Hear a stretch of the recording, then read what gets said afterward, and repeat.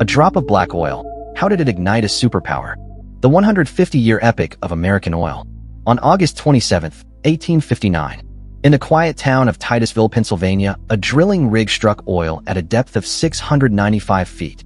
A jet of black liquid shot 10 feet into the air like a fountain. No one cheered. Some even cried the well has collapsed. But soon they realized this was not a disaster. It was the beginning of a revolution. The well drilled by Edwin Drake is recognized as the birth of the modern petroleum industry. From this moment on, the fate of America would be rewritten by a substance known as black gold. Before oil, nighttime light came from whale oil. In the mid-19th century, the United States was the world's largest whaling nation. New Bedford, Massachusetts was the global whaling capital. Its harbor was filled with hundreds of whaling ships. Strong, rugged men sailed across the Pacific, risking their lives to hunt giant whales for their blubber. This blubber was the source of clean, smokeless lamp fuel. But whale oil was extremely expensive. 1 gallon cost $250, which is equivalent to over $80 today. Only the wealthy could afford it. Ordinary families relied on dim, smoky animal fat or candles. Then oil appeared. At first, this sticky black substance seeping from the ground was seen as a foul-smelling nuisance. Entrepreneur Samuel Keir, drilling for salt water, accidentally struck oil. He cleverly rebranded it as a miracle cure and sold it in small bottles for 50 cents. But it was George Bissell, a Dartmouth graduate, who saw its true potential.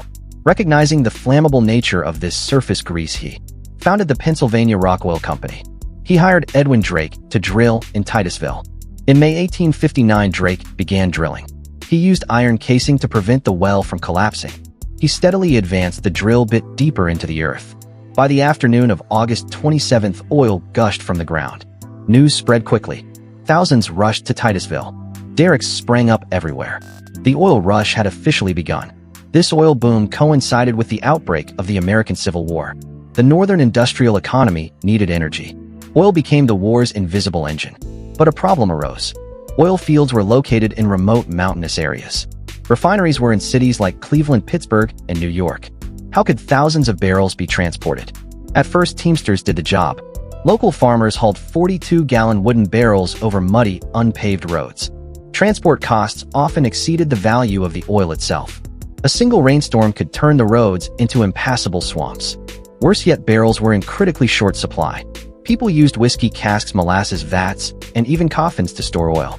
Some producers simply poured extracted oil back into the ground because they could not move or sell it. In 1864, businessman Samuel Van Sickle laid the first pipeline. It was a 2-inch pipe equipped with pumps to maintain pressure. It could transport as much oil as 300 horse teams in a single day. Producers hailed it as the most miraculous of all miracles. But teamsters fought back fiercely. Their livelihoods were directly threatened. They dug up pipes, threatened workers, and attacked oil wells.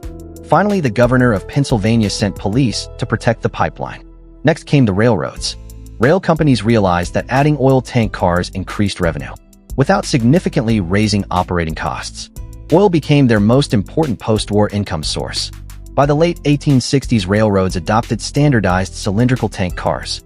Oil transport evolved from a local bottleneck into a national logistics network. In the same year, Drake struck oil, a 20-year-old man opened a produce brokerage in Cleveland. His name was John D. Rockefeller. He was not an adventurer or an engineer. He was a bookkeeper obsessed with efficiency and numbers. For years earlier, he had been an apprentice at Hewitt and Tuttle, meticulously tracking every dollar. In 1862, he and his partners entered the oil trade. They built a refinery in Cleveland. Crude oil cost 35 cents per 42-gallon barrel. Refined kerosene sold for 35 cents per gallon. This represented a tenfold profit margin. A basic refinery required only a cast iron still, a copper pipe, and 2 galvanized tanks. By 1864, their plant had become Cleveland's largest refinery. Technical expert Samuel Andrews continuously improved refining yields. But young Rockefeller saw the real advantage in economies of scale. He believed larger plants meant lower unit costs. Bigger refineries, better equipment, and higher efficiency reduced the cost per barrel. He wanted to borrow heavily, expand capacity, and sacrifice short-term profits. His partners, the Clark brothers, strongly disagreed. During a final argument, Clark sarcastically said, "Maybe we should dissolve the firm." Rockefeller took him seriously. According to their partnership agreement, they would settle ownership through an auction. The bidding started at $500. It climbed steadily 1,000, 2,000, 50,000, 60,000, 70,000. When the Clarks bid $72,000, Rockefeller immediately countered with $72,500. "I am done, John," said Clark. "The business is yours." In 1865, at the age of 25, Rockefeller owned Cleveland's largest refinery. With this foothold, he would build an empire. In June 1870, Rockefeller consolidated his assets into Standard Oil Company. At the time, the U.S. daily refining capacity was about 45,000 barrels. Standard Oil produced just 1,500 barrels, giving it slightly over 3% market share. But Rockefeller aimed for total control of the industry. In 1872, he joined other major refiners to form the South Improvement Company. This was a secret cartel designed to dominate transportation pricing. They struck deals with three major railroads: Erie Railroad under J. Gould, New York Central, under Vanderbilt, and Pennsylvania Railroad under Tom Scott. The agreement gave cartel members fixed shipping shares. On the surface, all refiners paid the same freight rates. In reality, large members received secret rebates funded by higher fees paid by non-members. This created an unbeatable competitive advantage for the cartel.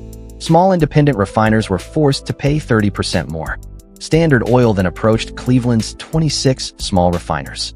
They implied these firms could not survive outside the system. "You cannot compete, sell to us," they suggested. Under pressure from oversupply and rising transport costs, 22 agreed within 45 days. This rapid consolidation sparked controversy. Was it fair acquisition or coercive monopoly? Rockefeller claimed he offered company stock to some sellers. Many later became wealthy. But historian Ida Tarbell called this the original sin of Standard Oil. The South Improvement Scheme collapsed when exposed to public scrutiny. But Standard Oil had already absorbed nearly all of Cleveland's refining capacity. Its daily output surged past 10,000 barrels, nearly 20% of the national total.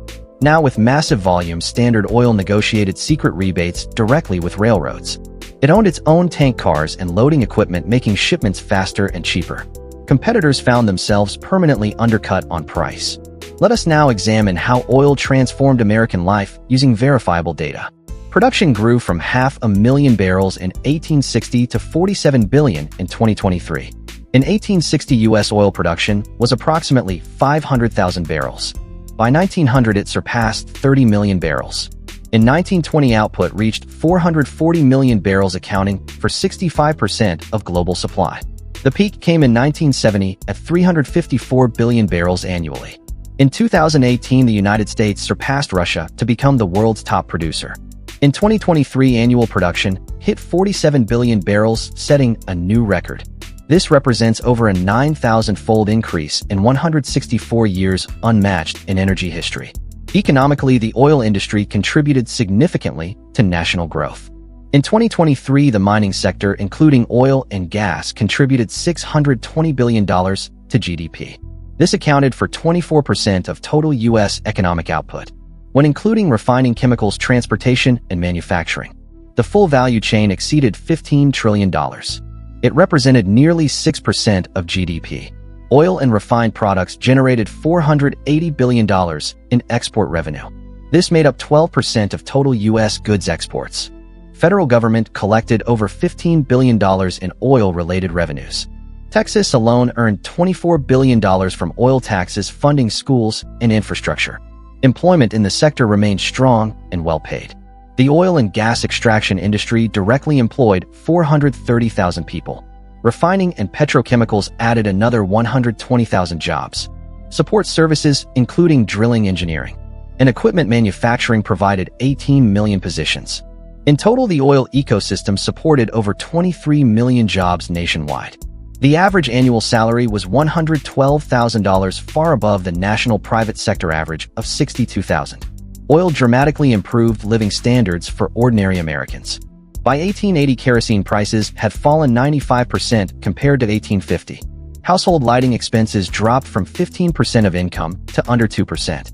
Rural children could now study after dark.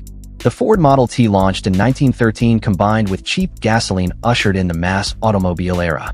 By 2023, the United States had over 28 billion vehicles on the road. Gasoline prices remained affordable, adjusted for inflation, below 1980s levels. 96% of industrial goods rely on oil or gas as feedstock. Plastics, synthetic fibers, fertilizers, medicines, packaging, and electronics all depend on hydrocarbons. But power brings controversy. In 1911, the U.S. Supreme Court ruled Standard Oil violated antitrust laws. It ordered the company broken up into 34 separate entities. These included future giants ExxonMobil, Chevron, Amoco, and Conoco. This landmark decision reshaped corporate regulation in America. Today, the world moves toward a low-carbon future. Electric vehicles, solar panels, and wind turbines are rising. Yet reality remains unchanged. The United States still consumes 20 million barrels of oil per day. Gas prices remain a household concern. Oil continues to function as the lifeblood of the economy. From Drake's first well to today's shale revolution, America's rise has been intertwined with oil. It was not just fuel, but a force of ambition, efficiency, and transformation. It shows that while resources determine starting points, it is institutions, technology, and entrepreneurial spirit that decide how far a nation can go.